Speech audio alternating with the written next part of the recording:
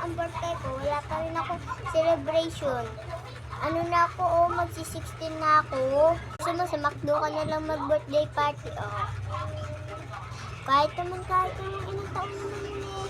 Pwede naman yun. I-invited ko na yung mga lahat ng kaklas ko. Saka mga pizza ko. Kaibigan ko.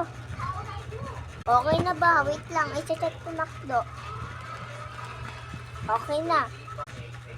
Yun, nakaayos na ako. Alis na kami sa birthday party. Wait lang. Paalis na kami. Jacob, ikaw na mauna sa may birthday party ninyo. Huwag ka muna papakita. Mag-dish ka muna doon sa may mag-makeup ka muna. Niluluto pa ang ate. Opo, ate. Bilisan niyo na.